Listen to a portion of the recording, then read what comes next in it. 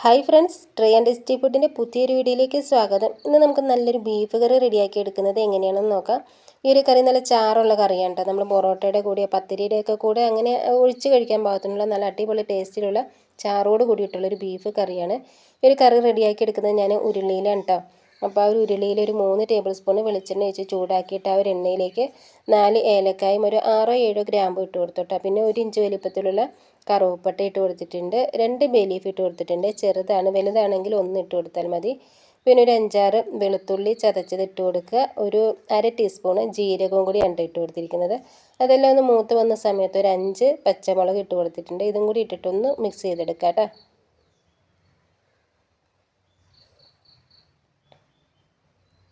ഇനി ഒരു കറിയിലേക്ക് ചേർത്ത് കൊടുക്കുന്നത് 2 സവാളയാണ്. മീഡിയം സൈസിലുള്ള സവാളയായിരുന്നേ. ചെറുതാണെങ്കിൽ 3 സവാള വരെ എടുക്കുക കേട്ടോ. 1 ടീസ്പൂൺ ഉപ്പും കൂടി ചേർത്ത് കൊടുത്തതിന് ശേഷം നല്ലതുപോലെ ഇതൊന്ന് മിക്സാക്കി എടുക്കുക. ഈ ഒരു കറിയിലേക്ക് നമ്മൾ തക്കാളി ചേർത്ത് കൊടുക്കണില്ല കേട്ടോ.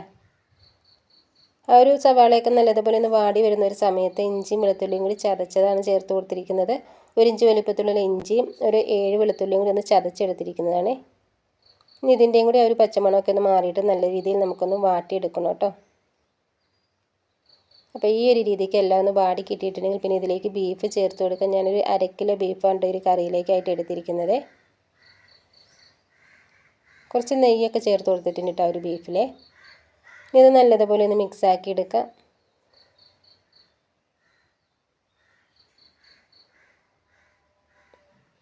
ഈ ഒരു രീതിയിൽ മിക്സാക്കി എടുത്തിട്ടുണ്ടെങ്കിൽ പിന്നെ ഇതിലേക്ക് ഒരു 1/2 ടീസ്പൂൺ മഞ്ഞൾപ്പൊടിയും കൂടി ചേർത്ത് കൊടുക്കുന്നുണ്ട്.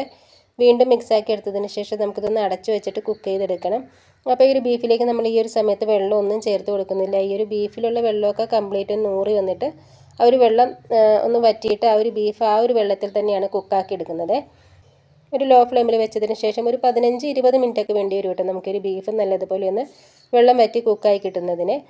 അപ്പോൾ ഇതേപോലെ ചെയ്തെടുക്കുന്നത് കൊണ്ട് നമുക്കൊരു ബീഫ് കറി പെട്ടെന്ന് തന്നെ റെഡിയായി കിട്ടും. ഈ ഒരു ബീഫിലുള്ള വെള്ളത്തിൽ കിടന്ന് തന്നെ ആ ഒരു ബീഫ് ഒരു 70% നമുക്ക് വെന്ത് കിട്ടും കേട്ടോ. അപ്പോൾ അതുവരെ ഇതൊന്ന് കുക്ക് ചെയ്തെടുക്കാം. ഇടയ്ക്ക് 2-3 പ്രാവശ്യമൊക്കെ ഒന്ന് മിക്സാക്കി കൊടുക്കാം കേട്ടോ. ഇപ്പോൾ കണ്ടോ, നമ്മൾ ആ ഒരു ഇടയ്ക്ക് മിക്സ് ചെയ്തെടുക്കുന്ന ഒരു സമയത്ത് ബീഫിൽ ഇതേപോലെ വെള്ളം ഉണ്ടാവും കേട്ടോ. ഇതാണ് ഞാൻ പറഞ്ഞത്, നമ്മളിതിലേക്ക് വേറെ വെള്ളമൊന്നും ഒഴിച്ചു കൊടുക്കേണ്ട ആവശ്യമില്ല. ഒരു 70% വെന്ത് കിട്ടുന്നതിനുള്ള വെള്ളം ആ ഒരു ബീഫിൽ തന്നെ ഉണ്ടാവും. അപ്പോൾ ഒരു വെള്ളം വറ്റുന്നത് വരെ ഒന്ന് നമുക്ക് അടച്ചു വെച്ചിട്ട് കുക്ക് ചെയ്തെടുക്കാം.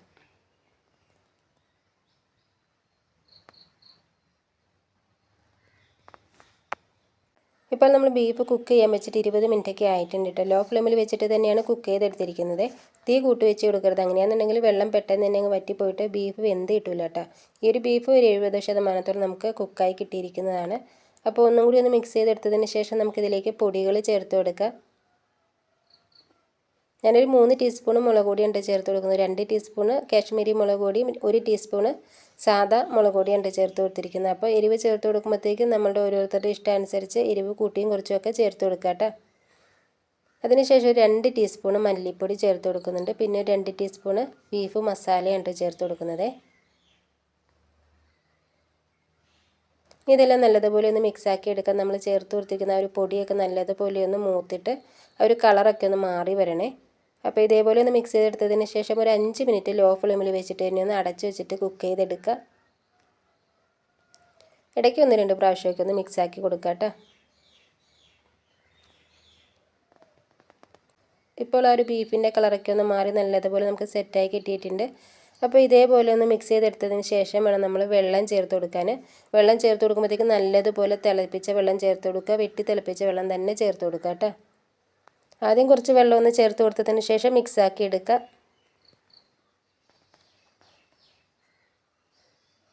ഇനി ഇതിലേക്ക് നമുക്ക് ഗ്രേവിക്ക് ആവശ്യമായിട്ടുള്ള അളവിലുള്ള വെള്ളം ചേർത്ത് കൊടുക്കുക. കുറച്ച് കറിവേപ്പില ഇട്ട് കൊടുക്കുക കേട്ടോ.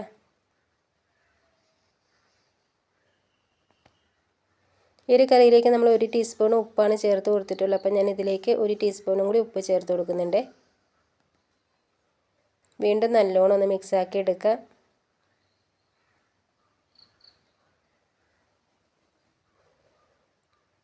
ഉപ്പൊക്കെ ഒന്ന് ചെക്ക് ചെയ്ത് നോക്കാം കേട്ടോ.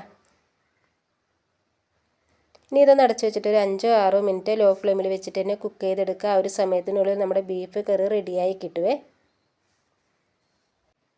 അങ്ങനെ നമ്മുടെ ബീഫ് കറി റെഡി ആയിട്ടുണ്ട് കേട്ടോ. ആ ഒരു എണ്ണയൊക്കെ തെളിഞ്ഞ് വന്നിട്ടുണ്ട്. ആ ഒരു ബീഫിലുള്ള നെയ്യ് നമ്മൾ ചേർത്തിരുന്ന എണ്ണയൊക്കെ തെളിഞ്ഞ് വന്നിട്ടുണ്ട്.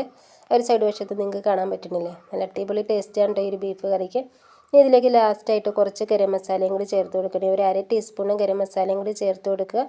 അതിനുശേഷം ഇത് കുക്ക് ചെയ്തെടുക്കേണ്ട ആവശ്യമൊന്നുമില്ല കേട്ടോ. ഇത് മിക്സാക്കി എടുത്തതിന് ശേഷം നമുക്കിതിൻ്റെ ഫ്ലെയിം ഓഫ് ചെയ്യാം. ലാസ്റ്റായിട്ട് ഇഷ്ടമാണെന്നുണ്ടെങ്കിൽ കുറച്ച് മല്ലിയിലയും കൂടി ചേർത്ത് കൊടുക്കുക. ഈ ഒരു വീഡിയോ ഇഷ്ടപ്പെട്ടെങ്കിൽ ഉറപ്പായിട്ടൊന്ന് ലൈക്ക് ചെയ്യുക. അതുകൂടാതെ നമ്മുടെ ഒരു ചാനൽ സബ്സ്ക്രൈബ് ചെയ്യാത്തവരുണ്ടെങ്കിൽ സബ്സ്ക്രൈബ് ചെയ്തിട്ട് സപ്പോർട്ട് ചെയ്യുക. ഫ്രണ്ട്സിനും ഫാമിലിക്കൊക്കെ ഷെയർ ചെയ്യുക. നിങ്ങളുടെ അഭിപ്രായങ്ങൾ അറിയിക്കുകയൊക്കെ ചെയ്യാം കേട്ടോ. ഈ ഒരു ബീഫ് കറിയുടെ വീഡിയോ നിങ്ങൾക്ക് ഇഷ്ടപ്പെടുന്ന വിശ്വാസത്തിൽ ഇനി നമുക്ക് പുതിയൊരു വീഡിയോയിൽ കാണാം.